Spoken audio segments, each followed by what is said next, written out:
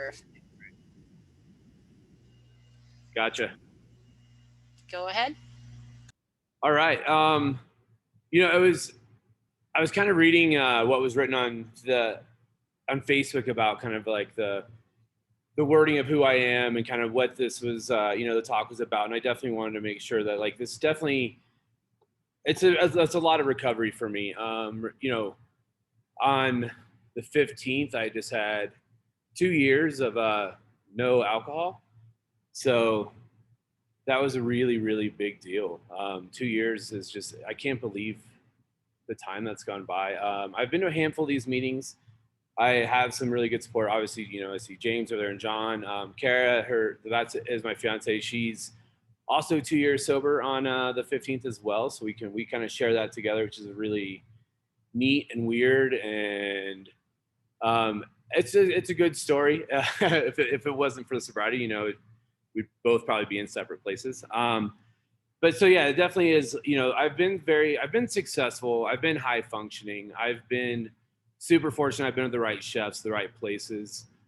Denver's been very kind to me. I got to work with some very talented people. I kind of came up the same lines as James, with like Matt Selby, uh, you know, back with Lola and Jamie Fader and Troy Gar and Tyler Wire and all those kind of guys. I didn't know John at all, which is sad, but here we are now. So our paths still get to cross a little bit.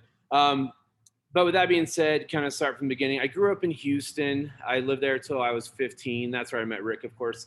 Um, and you know, that's where the partying kind of started. We back in the day, you know, it was a lot more fun to maybe go fish, drink some beers, get high, whatever it was. Anything to not really go to school. Essentially, it was way more fun and way more important.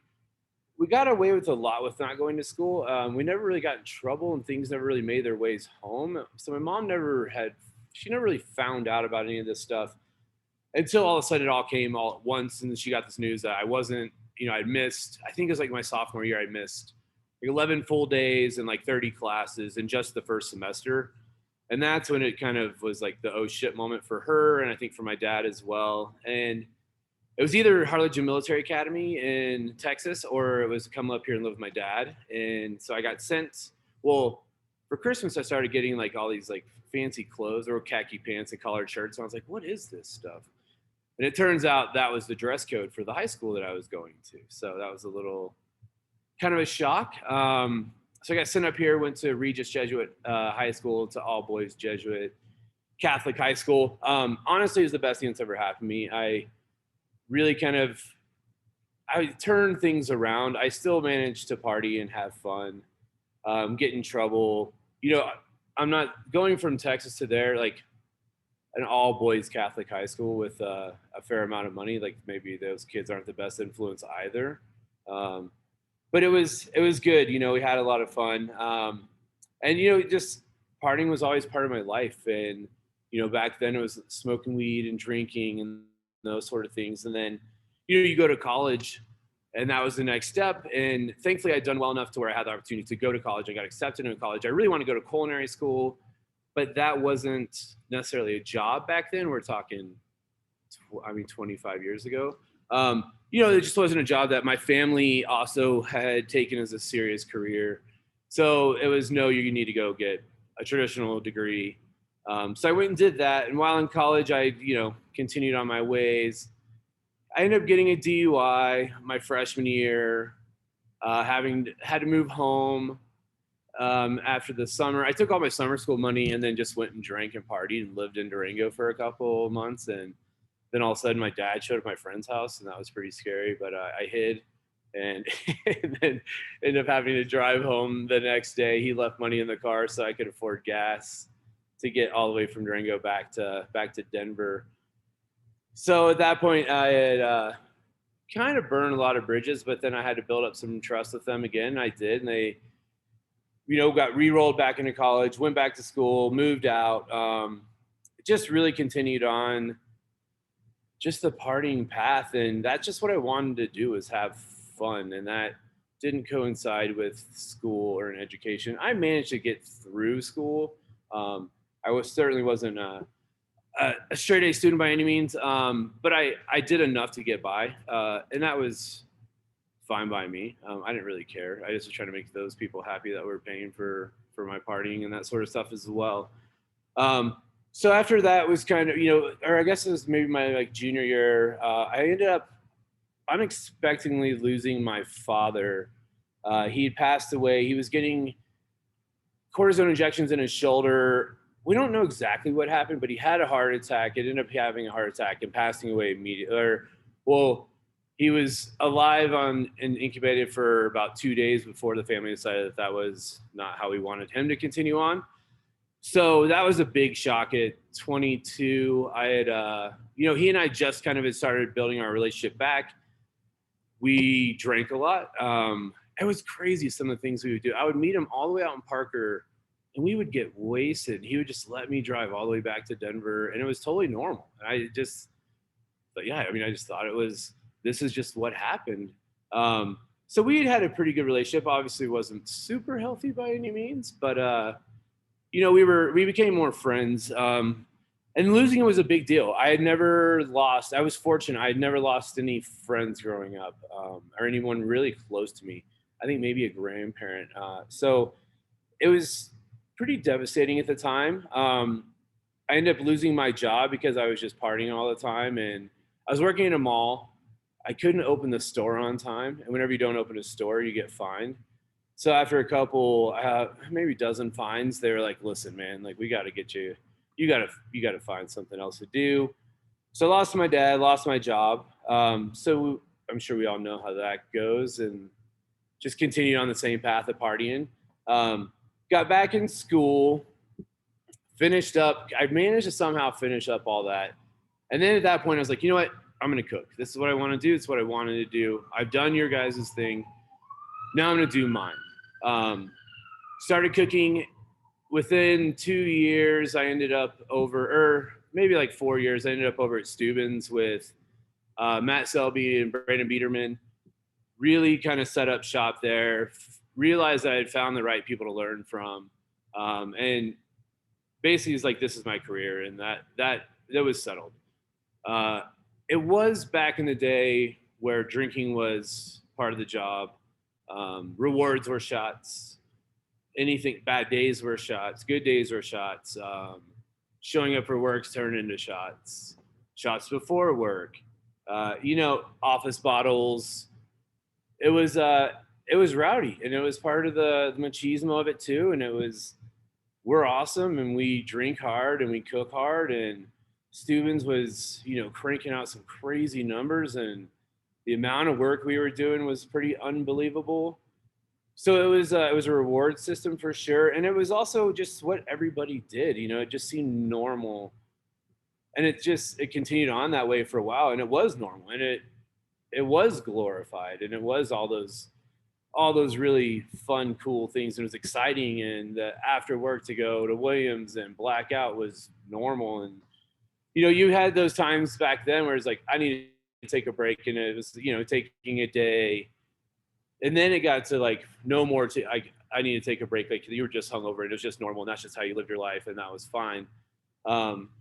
During that, I had a couple little like relationships that have failed, probably based on my dependency on drugs and alcohol, and just the inability to actually like be in a relationship and be a normal person. But who cared? I was cooking and I was doing my thing, and I thought I was hot shit, and getting to go to all these events, and I got to go with the Denver Five to Aspen Food and Wine, and it all just seemed that this was where I needed to be and what was going on.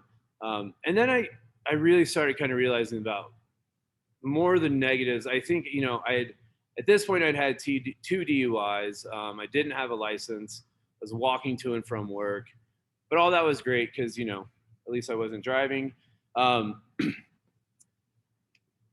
then I started being like, okay, I need to take a break. So I would go like a month at a time, and then be like, okay, I'm great. I took a month. I don't have a problem. And then just, get immediately right back into it.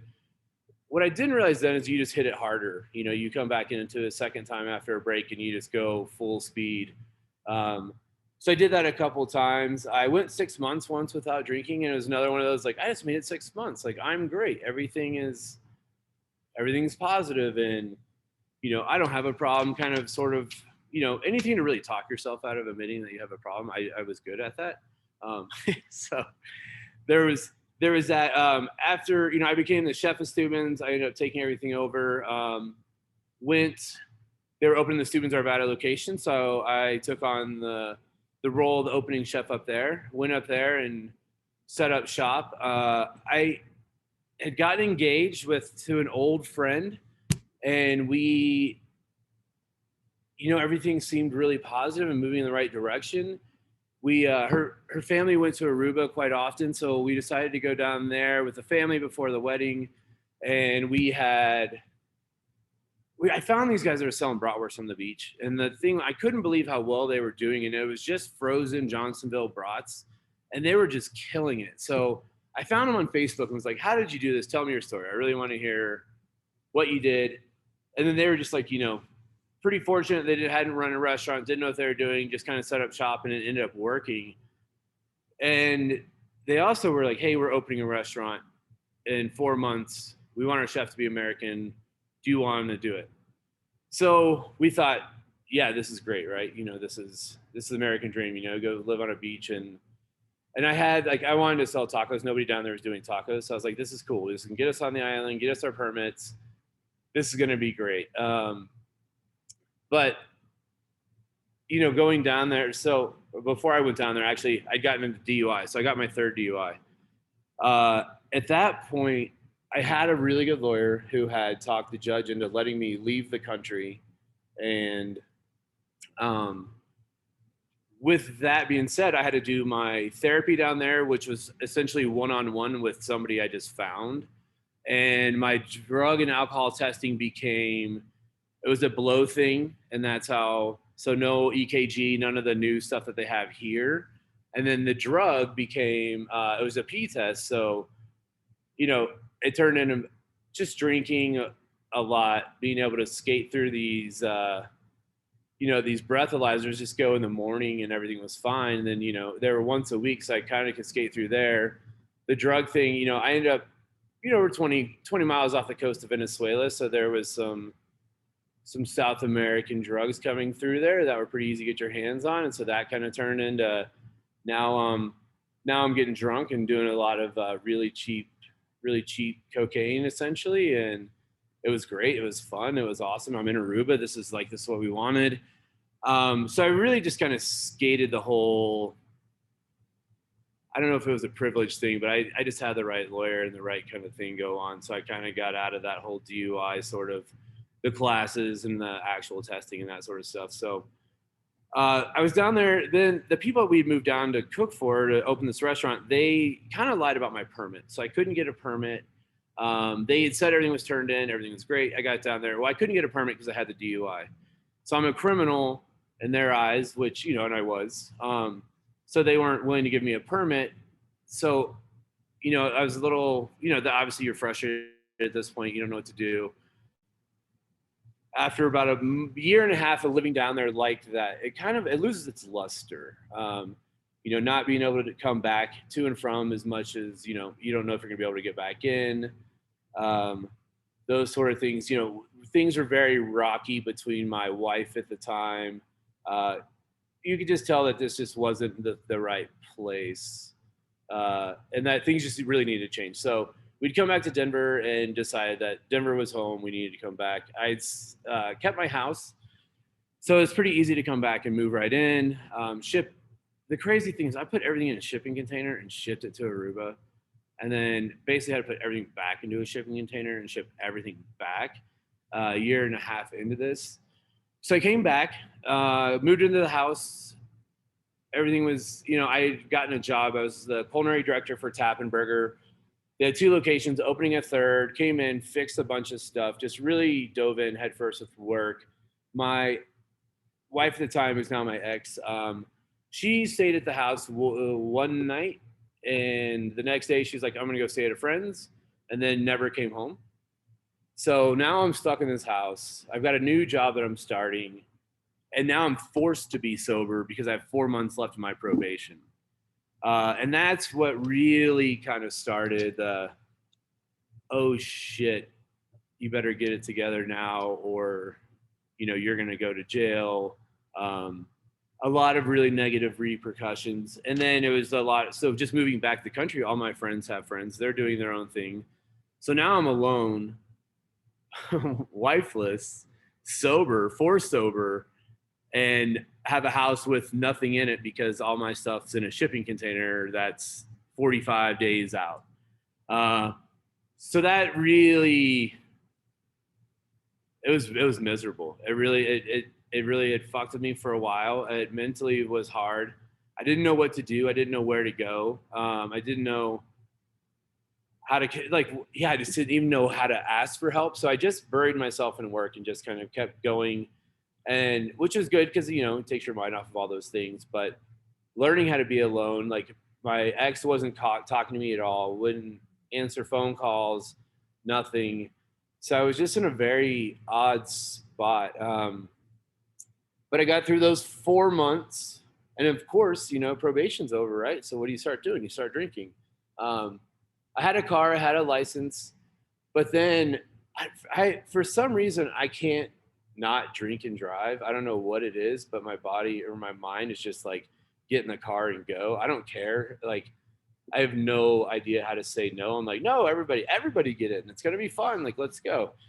So after a couple months of drinking again, and then driving in between restaurants while on the job and stopping at different bars or liquor stores, and buying shots here and there, Karen and I had started dating, and she was kind of similar, kind of going through the same thing with, she wanted to kind of change her life.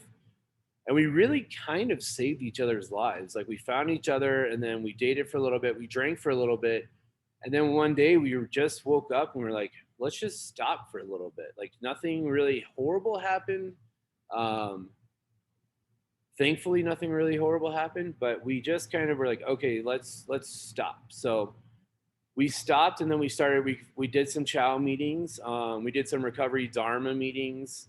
We went to a couple different meetings. I was also trying to help with some wellness stuff for the Tap and Burger concepts.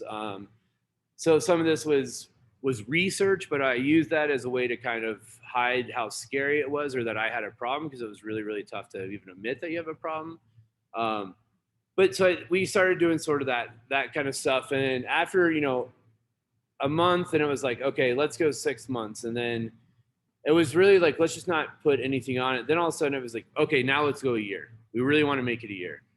So once we hit that year mark, it was like, why would we ever do this again? But it was, I had a really tough time. My first 6 months, I kind of thought I was never going to have fun again, that drinking was who I was, and it really was wrapped up in my identity, my personality. I mean, I'm wild, and I'm crazy now, but I'm wild drunk, and I loved it. And that was just who I was, and that's how people knew me. And so I just thought that life and fun was over. Like, that was it, and I was never going to have fun again, and I just had to deal with it.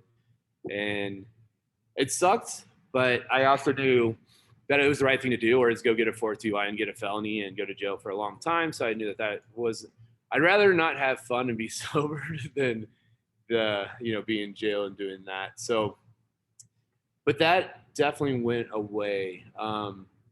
Now things, I'm sure everybody here knows, but once you stop, things do get better, and they get better exponentially, and it just takes a long time to get there.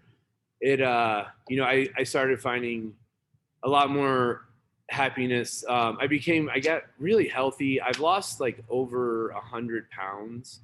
I do a lot of yoga, meditation, ride the Peloton. We work out regularly. We eat healthy. It's just a really weird life now that I couldn't be more happy with. And I'm not, a while there, you're like, people who meditate are weird, or, yoga is maybe not for me, or some of just hippie kind of things, or different sort of thoughts out there. But I've really open arms with, just been super fortunate to find all these things that can kind of help with my own personal growth, self care, self love, and then also just having the ability to have somebody to share this with Kara too has been really amazing and pretty unbelievable because I know a lot of people have to do this on their own, and that sounds just super scary. Um, so that's kind of brings me to where I am now. With that and with everything I've learned, moving forward is really to where now I want to take all these things and help. So I did sign a lease on a restaurant space. So I think my biggest thing with that moving forward is trying to. I've always had, I've always had fun at work, and I really want to bring the fun, the respect, the mental health awareness to a restaurant, to hire the right people, that show that you care, to offer insurance. One thing I thought was super weird that the other day someone's like, "We got to have a doctor's note," and I was like, "How are you gonna make them bring a doctor's note if you don't pay for their health insurance? Like you can't, like that doesn't make sense." So thinking about how to do things the right way, and the right way really to me is obviously it's the hard way, and it's the, oh, hire that person because I don't want to work more, or you know just taking the easy way is, it's just not how I want to do things. I want to do things the right way and build relationships with people. um, I think like happy people make happy food. I like trusting people. I want to empower people. I don't, the micromanaging, the bullying, and that whole sort of archaic system behind what was there, in our industry is definitely dead. So now I'm looking forward to being able to bring that new life into these sort of things where you do pay people with a living wage. You do offer them the basic necessities in life, such as health insurance. Um, so that's really where I'm at now in life, and that's what got me here. It's been a crazy ride.